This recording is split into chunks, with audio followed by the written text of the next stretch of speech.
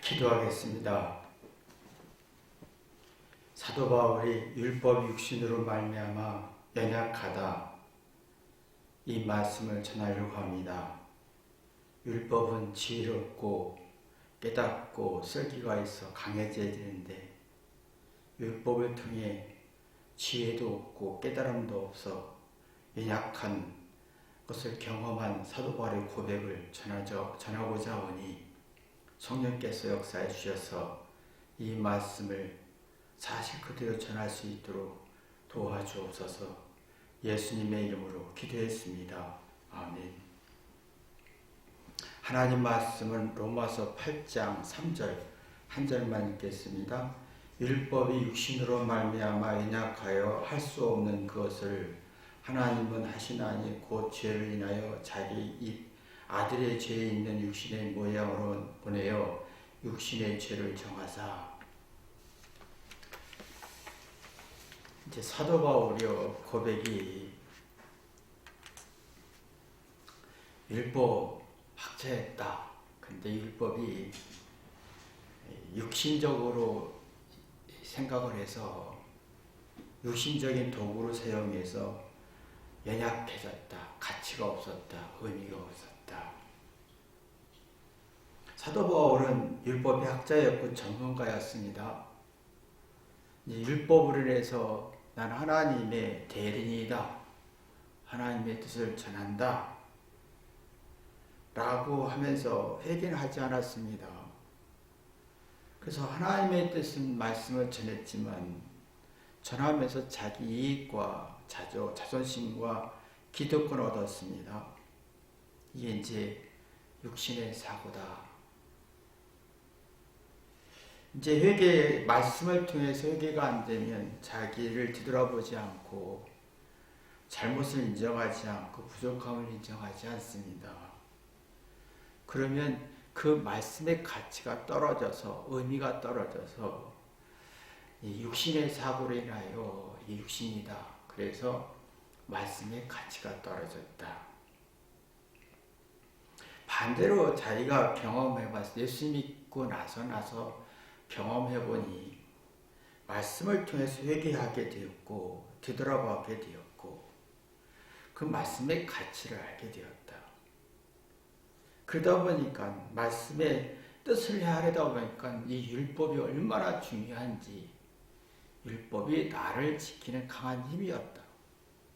내게 힘을 주고 깨달음을 주고 지혜를 주는 강한 능력이었다. 이런 얘기. 지금은 다들 자신의 이익을 얻기 위해서 자존심을 세우기 위해서 상대를 희생시키려는 시대잖아요. 동시에 상대를 존중하고 소중히 여기고 상대의 뜻과 의도를 헤아리는 능력은 없어졌어요. 그 상대의 가치가 상실되니까 상대가 나한테 힘이 되질 않아요. 상대를 통해서 용기나 의욕이나 사랑이나 열정이나 행복을 얻지 못해요. 그게 이제 육신의 사고인데, 지금 그래서 젊은 청년들의 딜레마가 뭐냐면, 내가 공부를 잘해서 똑똑해서 매력이 있어서 우월해서 상대로부터 보상과 기대와 어떤 긍정적인 평가를 받고 싶은데, 의외로 의욕과 용기를 상실해서 스트레스와 우울함과 공황장애, 심리적 고통은 굉장히 받고 있다. 그 상대가 가치가 없다. 그런 논리지요. 사도 바울은 하나님의 뜻을 잘 알고 전했습니다. 자신의 이익을 위해서 전했어요. 그러나 하나님의 뜻을 헤아리는 능력은 약했다. 연약했다. 그러니까 지금도 사람들의 마음속에 자신의 우월함 가지고 상대로부터 자기 이익을 추구하게 되면 상대가 나에게 주는 능력은 없어요. 사랑을 줘도 행복을 줘도 칭찬을 줘도 가치가 없고 연약하다. 기능이 떨어졌다. 그러면 내가 간사해지는 거예요. 참 이게 딜레마인데, 자신의 똑똑함 가지고 상대로부터 이익을 얻으려고 하면 내가 상대를 헤아려서 상대로부터 힘을 얻지 못하고 사랑과 행복과 용기와 의욕을 얻지 못하고 대신에 간사해지는 거예요.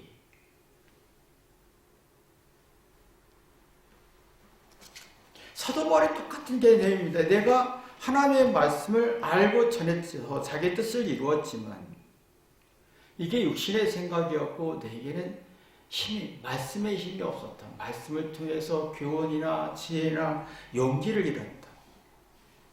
그건 내가 자신이 간사해졌다 이거예요. 사람이 간사하기 시작하면요, 자기 속마음이 불안해집니다. 속마음은 계속 얘기를 하고 있는데 엄마 같은 마음이죠. 사랑하고 싶고 희생하고 싶고 이해하고 싶고 따뜻한 마음을 주면서 희열이라는 기쁨, 엄마의 기쁨, 엄마의 힘을 얻습니다. 그럼 엄마는 자녀가 얼마나 소중한 존재인지 알아요. 정말 소중하고 감사하고 보화가 되는 거예요, 자녀가. 근데 자녀를 통해서 자기 자존심을 얻으려고 하면 엄마의 마음을 상실하고 속마음이 불안전해져서 자녀를 사랑할 수 있는 능력이 떨어지는 거예요. 자녀가 가치가 없는 거예요. 단지 자녀가 자신을 통해 자녀를 통해 자존심 먹고 싶어지는데 엄마가 간사해지는 거예요. 그러면 간사해지면 엄마의 마음, 속마음이 상실되고 간사해지면 자녀는 엄마를 사랑하고 싶은데 미워하고 싶고 엄마를 돕고 싶은데 그냥 힘을 놓고 싶고 엄마 말을 순종하고 싶은데 순종 안 하고 싶은 성질이 생기는 거예요. 공부하고 싶은데 안 하고 싶어요. 속마음이 불안하기 때문에. 그럼 양심이 불안해지죠. 그럼 올바로 이해하고 판단하고 분석할 능력이 상대되니까 마음이 지치고 피곤하고 스트레스 속에서 작은 일도 감당할 힘이 없어서 누가 잘못이라는 말을 소화할 힘이 없는 거예요. 누가 권면하고 가르칠 때 잘못이라는 말을 전제하고 얘기하는 건데 이걸 어떤 말도 누구 말도 듣고 생각할 마음이 없어지는 거지요. 그래서 이게 상대의 말을 듣고 자기 잘못 찾지 못하고 불안해지니까 모든 문제의 원인을 부모 탓, 환경 탓, 사회 탓, 정치 탓, 누구 탓을 하게 된 겁니다. 근데 문제는 간사해진다는 거예요. 왜? 상대는 필요해요. 상대는 필요한데 무시해버려요. 상대는 필요한데 허전하고 외로워서 필요한 거예요. 엄마가 필요해, 돈이 필요하고 먹는 게 필요해서 아내가 필요해, 남편이 필요해요. 근데 간사해진다는 거예요.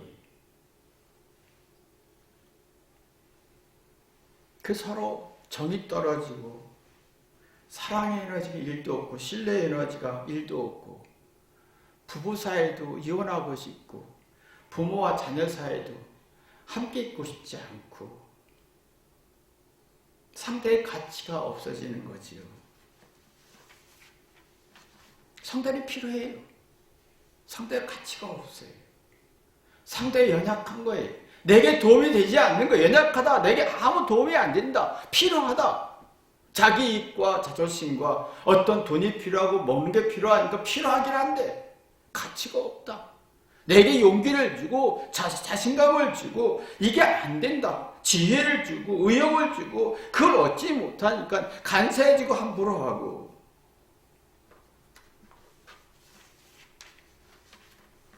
그리고 자기중심이 강해지면서 마음의 생각의 균형을 잃죠. 여러분 주관적인 성질이 똑똑한 게 아니라 내가 주장하는 건 정의롭고 맞고 잘못 없다라고 하는 건 바보의 스트레스 원인인데 자기 마음의 균형을 상실해요. 객관적 이치를 상실해요. 그 아름다움이 나오지 않아요. 아름다움이란 따뜻하고 자아내고 스스로 하는 능력을 상실하는 거거든요. 상대가 필요한데 상대가 가치가 없어요. 그리고 아름다움이 상실해 스스로 자발적으로 자아내서 하려는 의욕이 없는 거예요. 난 잘못 없어. 상대는 필요해요. 근데 상대가 싫어요. 속마음 불안하지요. 뭔가 상대를 통해서 내가 존중하고 사랑하고 회개하면 깨달아서 용기를 얻고 의욕이 생겨서 상대가 강해지고 내가 강해지고 상대가 가치 있게 여기서 강해지는 건데 상대가 가치가 없어져. 필요하긴 한데 상대가 가치가 없어 무시하고 싶은 거예요.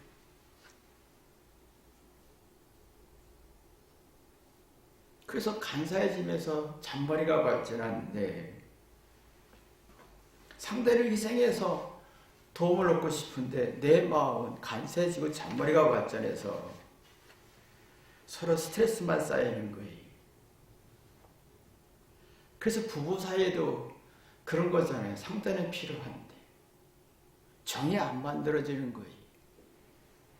상대가 약한 거예요. 내게 도움이 안 되는 거예요. 상대를 통해서 내가 강해지지 않고 지혜로워지지 않고 용기도 갖지 않는 거예요. 상대가 불쌍하다, 안 됐다, 미안하다 하지만 상대의 말을 듣고 싶지 않은 거지.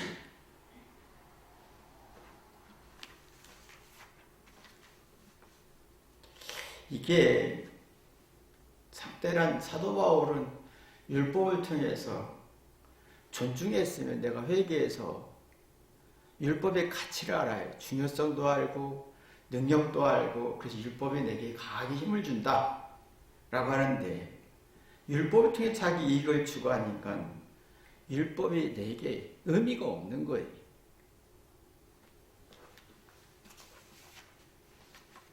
상대를 소중히 여기고 율법을 소중히 여기면 내가 회개하고 겸손해지죠. 그리고 속마음이 건강해져서 엄마 마음, 내게 사랑하고 싶고 이해하고 싶고 희생하고 싶고 양심이 건강해 서로 이게 나와야 되는 거예요. 상대가 소중히 여긴다면 말씀이 소중히 여긴다면 내 이익이나 자신 얻긴 수단이 아니라 목적이 아니라 내가 상대를 통해서 거울 삼고 회개하다 보면 속마음, 엄마 마음 사랑하고 싶고 이해하고 싶고 고통을 이겨내고 싶고 그 양심이 건강해서 사리분별하지요. 상대가 얼마나 소중한지 그 행복과 사랑 지수가 높아지면서 고난도 아픔도 이겨낼 수 있는 아름다움이 우러납니다. 이게 이제 강해진다. 율법이 강해진다. 상대를 통해서 내가 강해졌다. 지혜로워졌다. 이거죠. 그러면 내 인생에 육체가 흡해지고 두려움이 많을지라도 내가 아름다운 마음 갖습니다. 균형을 잡습니다. 그러면 상대의 말을 듣고 내가 내 자신에게 잘난 걸 주장하지 않습니다. 잘못을 되돌아봅니다. 거울 삼습니다.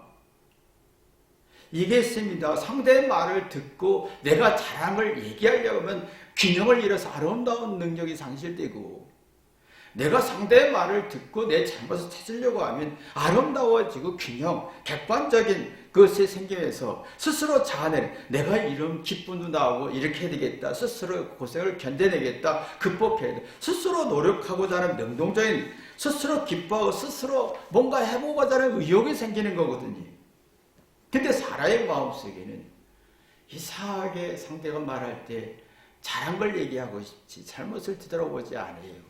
그래서 마음의 균형을 잃고 아름다움도 잃고 스스로 자발적인 게 상실되니까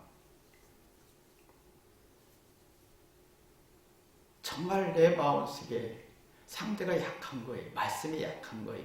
육신의 생각을 갖는 거고 사도 바울은 그걸 예수님의 사랑으로 믿어보니 말씀을 통해서 내가 회개하게 되는 거예요. 그리고 말씀이 내게 겨울이 되고 지혜가 되고 생명의 법이 되고 그래서 지금 아이들 딜레마하게 공부를 잘해서 자손 세우고 성공의 길로 가려고 노력하죠. 공부는 100점 맞습니다. 근데 회개하고 잘못을 찾지 않습니다. 그럼 공부의 효력이 떨어져요. 하기 싫어지죠. 이 육체적 기능인 거, 육체적 사고인 거예요. 그러면 공부가 내게 무기력해지는 거예요. 사람들이 3살부터 공부 시작하는데 30살까지 공부합니다. 거의 30년 공부하는데 그것이 아무 무익해지고 허망해지고 내게 아무 영향을 끼치지 않는 거예요. 그러니까 아무리 잘한 것이 세상에 나와서 직장생활 하다 보면 의미가 없어지는 거예요. 그러면 직장생활 하기 싫고 무기력해지고 무책임해지는 성질이 가져지는 거지. 사도 바울은 이걸 느낀 겁니다. 왜 율법이 이렇게 좋은데 왜 내게는 율법 육신의 생각을 와서 연약하게 가치 없게 내가 만드는가? 되돌아보면 율법은 사실은 이게 율법은 하나님 말씀이잖아요. 자기 잘못을 뒤돌아보라는 거울이고 어떤 기준점이에요. 그러면 회개하다 보면 지혜를 얻고 삶의 비결과 이치와 눈을 뜨죠. 자기 잘못을 점점 이유를 찾아가다 보면 지혜도 나오고 생명의 기능이 살아나요. 그러면 지적 호기심과 정서한 적이 생기면서 율법은 이렇게 내게 어마어마한 능력과 지혜를 주는구나. 이게 예수님 안에서 발견한 거예요. 말씀을 통해서 자기 잘못을 찾는 거예요. 그 합리적인 의심 속에서 엄청난 어떤 잘못과 부족한 거 교감할 때 정서한 적이 생기거든요. 근데 지금은 잘하는 것 가지고 교감하려니까 정서 불안이 생기는 거예요. 잘하는 게 의미가 없어지는 거예요.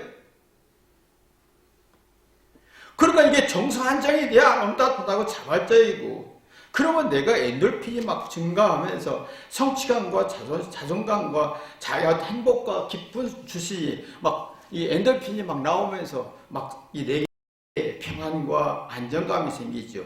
그러면 내가 누군가로 해서 사랑하고 싶고 이해하고 싶고 엄마 마음, 속마음이 건강해지면서 자기 잘못을 분석할 수 있는 율법을 통해서 자기의 문제점과 선악을 분별할 수 있는 지혜롭고 강한 능력이 내 안에 생기는 거지. 그럼 부모의 가르침도 들으면서 부모 가르침이 뭡니까? 실수하지 마라. 행복할 수 있는 게 이렇다. 이렇지 않으면 건강하지 않다. 이렇지 않으면 불행하다. 이걸 가르치는 거잖아요. 이걸 받아들일 수 있으면 자기의 미래를 예측할 수 있죠. 전략적 지혜를 생산할 수 있습니다. 이러면 안 되는구나, 저러면 안 되는구나 하다 보면 내가 마음속에 원망만같이 속마음이 편안하면서 정서 안정을 갖게 되는 거죠. 그럼 스스로 자기 인생을 헤쳐나갈 수 있는 기쁨, 엔돌핀이 막 나오는 거예요. 그래서 말씀이 가치가 있다, 강해졌다, 내게 도움이 됐다. 공부가 내게 도움이 됐다. 내 인생에 도움이 됐다. 돈 버는 수단이 아니라 내 인생에 도움이 됐다. 엄마의 가르침이 내 인생에 도움이 됐다. 이런 사람은 알면할수록 모르는 걸 찾아냅니다. 이게요, 아는 것 가지고 모르는 걸 찾을 때 인생이 확 분명해집니다. 깊이 이해할 수 있습니다. 그러면 모르는 걸 찾기 시작하면 잘못과 부족함에서 벗이 됩니다. 열등한 게 나의 벗이 되고. 왜? 거기서 지혜가 나오니까. 그럼 마음씨가 이게 이해 충돌이 안 되고 이해 공감이 되고 누구를 비난하고 정죄하기보다는 서로 이해하고 싶은 마음, 엄마 마음이 생기는 거예요. 그러면 율법이 정말 내게 강해졌다. 도움이 됐다. 지혜가 됐다. 근데 유대인과 사도 바울은 율법을 통해서 자기 권력과 기득권을 얻었지만 율법의 가치가 없었던 거예요. 율법의 지식 가지고 회개하지 않았지요. 율법의 지식 가지고 상대를 비판하고 정죄하고 자기의 어떤 것을 이익을 추구했지만 율법의 지식 가지고 자기 잘못을 찾지 않았어요. 그때 모르는 게 두려워지기 시작하는 거예요. 예민해지고 신경일자이고 그럼 율법을 통해서 내가 나약해지는 거예요. 그 지적인 호심도 없고 모르는 것을 알고 싶지 않고 아는 것만 얘기하고 싶고 전략적 지혜가 부족하고 지적 호심도 정서 불안도 생기면서 모르는 것이 벗이 되지 않는 거예요. 싫은 거예요. 그러면 예민해지고 자기 잘못에 대한 리스크에 관대하지 않아요. 자기 잘못에 대한 문제점에 대해서 관대하면 안 되는 거예요. 자기의 문제점을 아주 냉철해야 되는데 너무 관대해요. 자기의 잘못과 문제점에 대해서 너무 무기력해지는 거예요. 그러면 사람이 갈팡질팡하면서 스스로가 초라해지고 비참해지는 거죠. 누가 아무 소리 안 했어도 어떤가 스스로 비참해지는 거, 올바로 판단할 수가 없는 거예요. 누가 설명하면 잔소리를 듣게 되고 가치가 없어지고 약한 거예요. 상대의 말이 약한 거예요. 내게 아무 도움이 되지 않는 거예요. 그게 정과 사랑과 신뢰가 떨어져서 의욕이 떨어지는 거지요. 이걸 보고 악의 짓이라고 해요. 악의 짓이. 나에게 나쁜 영향을 준다. 그래서 지금은 아이들이 잘하는 거 가지고 잘못을 찾아서 문제를 풀어서 지혜롭고 현명의 통찰력을 가져가기보다는 아는 것을 주장하고 모르는 걸 두려워하고 하다 보면 자기 지식이 자기 자신을 잘못 인도한다. 잘못 판단하게 한다 해서 악의 짓이라고 표현합니다. 나쁜 결과가 있다. 근데 이 나쁜 지식이 결과에 대해서 인지가 안 된다는 거지. 그래서 그 지식이 내게 아무 도움이 되지 않아서 약하다. 그러면 심리적 불안이 굉장히 심해지죠. 그러면 내 잘못에 어떤 두려움이 너무 강해지다 보면 내가 알고 있는 율법의 가치가 약해지면 심리적으로 쫓기는 삶을 삽니다. 불안해서 쫓기죠. 재미로, 쾌락으로, 약물로 막 문제를 해결하려고 합니다. 쫓긴단 말은 막 불안과 두려움과 스트레스가 계속 연속적으로 발전한다. 그러면 누가 나를 무시하지 않을까? 누가 나를 잘못이라 하지 않을까? 내 주장을 누가 부정하지 않을까? 막 내 마음을 스스로 괴롭히는 거예요. 주장은 굉장히 강해져요. 마음이 쫓기는 사람은 주장이 굉장히 강해져요. 고집부림이다. 그래서 심리적 불안과 고통이 심해지면서 실망과 낙심이 깊어집니다. 박사학위를 받았던 최고의 공부를 잘했던 아무 상관없는 심리적 문제예요. 내가 똑똑하다, IQ에도 아무 의미가 없어요. 심리적 불안이 깊어지면 정신을 정상적으로 유지할 수 없기 때문에 자기를 컨트롤할 능력이 없지요. 그러면 자신이 주장하는 것에 맹신하게 되는 겁니다. 자기 주장에 동의하는 사람도 맹신하게 되지요. 그러면 자기 생각과 주장과 뜻을 주관적인 성질을 가두어두는 성질을 갖게 됩니다. 자기 생각을 개방하지 않고 자기 생각을 객관적으로 볼 능력이 없어요. 동물을요, 우리가 안에 가둬두면 정상적인 정신을 유지할 수가 없답니다. 그래서 정서불안이 생기는 거죠.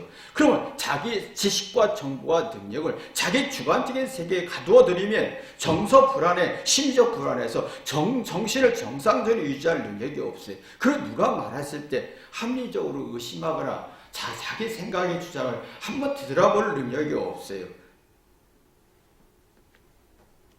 그러면 내가 불안전해지지요. 양심이 불안해져요. 속마음이 불안해져요. 잘잘못을 구분이 안 되는 거예요.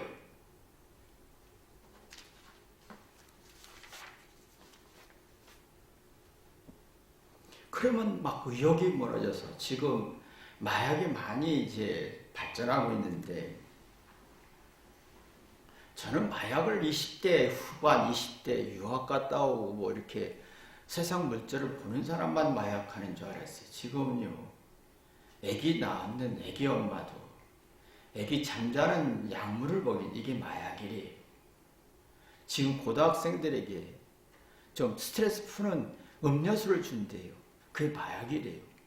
이게 드러난 것이 아주 일부지만 지금은 전반적으로 퍼져 있다는 뜻이에요.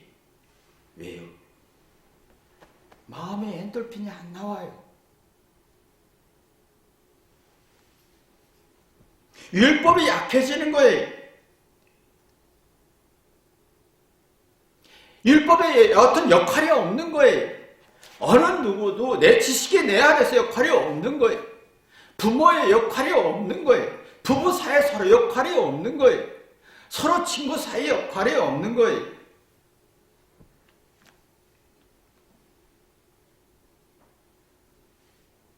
그래서 연약하다. 역할이 없다. 그래서 사도 바울이 뭐라고 했냐면 로마서 8장 3절 보면 이런 성질을 하나님은 아시나니 라고 했어요. 이거 사도 바울이 깨닫고 나니까 하나님을 알고 계시구나 느낀 거예요. 내가 깨달은 만큼 하나님이 상대가 이렇게 했구나. 내가 깨달은 만큼 하나님이 이렇게 했구나. 상대가 이렇게 했구나. 이해가 되는 거죠. 그러고 나니까 뭐라고 하냐. 하나님이 아시는 곧 죄를 해서 말씀이 가치가 없다면 죄의 성질을 갖게 된다. 상대의 말이 가치가 없다면 상대의 역할이 없다면 죄의 성질을 갖게 된다는 거예요. 죄는 뭡니까? 심리적 의식과 정신적 불안과 이게 의식이 되죠. 의지가 의식됩니다. 그러면 생각하고 이해하고 깨닫는 게 둔해지면서 아는 걸 주장하게 되고 모르는 건 숨김에서 크게 느껴지는 거예요. 두려워지는 거예요. 그 낙심과 절망과 깊어지죠. 그럼 자기 자신에 대한 부족함을 방어하게 되지. 이게 죄의 성질이에요. 상대가 1%라도 부정하면 100% 느끼고 적대감과 미움과 부정적인 분출이 됩니다. 분노로 분출이 되어버립니다. 근데 문제는 아름다운 기능이 없다는 거예요. 자아내고 우러나고 스스로 하는 능력이 없고 수동적인 성질이 생기지요. 네가 나한테 이익을 주면, 네가 나한테 도움이 되면, 내 스트레스를 풀어주면, 긍정적으로 평가하면 여기에 움직입니다. 그럼 이게 수싸움이, 자존심 수싸움이 되는 거지. 조건이 움직이니까 수가 부족해지는 거예요.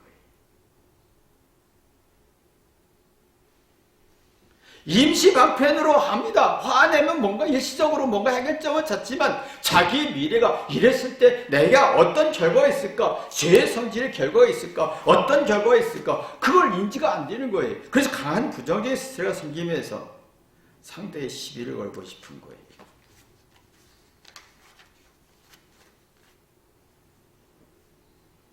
이런 성질을 사도 바울이 깊이 파악하고 하나님이 그렇게 했구나라고 생각하면서 하나님은 하시나니 곧 죄를 인하여 자기 아들을 죄에 있는 육신의 모양으로 그래서 해결 방법이 하나님이 자기 아들 육신을 예수님을 육신의 모양으로 죽으셨구나.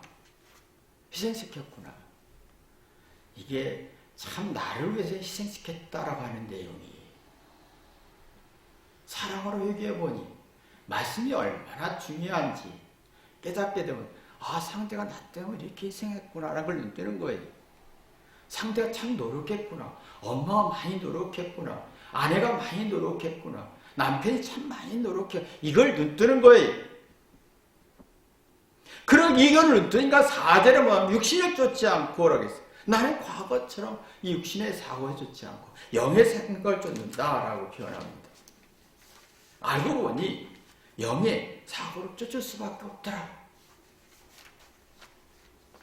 그러면 영의 생각을 영이 쫓으면 그 말씀의 가치가 얼마나 좋은지 내가 말씀의 가치가 회개하면서 내가 말씀을 통해서 뭔가 자기 잘못 찾고 뒤돌아보고 생각하고 지각하는 게 활발해지면서 낙심과 절망과 어려움을 이겨내더라. 그 미래가 보이더라. 그게 지금 이게 4절 5절에 있는 거예요. 그래서 내가 육신을 쫓지 않고 영을 쫓는다 라고 고백하는 게 4, 5절에 있는 내용입니다. 지금 많은 사람들이 그 가치 있는 참 말씀이 가치가 있고 상대가 얼마나 가치가 있고 얼마나 소중하고 부모가 얼마나 소중하고 자녀가 얼마나 소중한지 지식이 소중한지 몰라요. 단지 자기 육신적인 목적만 갖다 보니까 관상과만 발전하고 육체적인 사고를 갖고 그 가치 있는 걸 무기력하게 만드는 게 악한 것이다. 이걸 든든 사도 바울이 정말 강력하게 외치는 내용입니다. 이 깨달음이 사도 바울의 깨달은 것처럼 여러분도 이 지혜가 깨닫는 축복이 있기를 주님의 이름으로 기도합니다. 기도하겠습니다.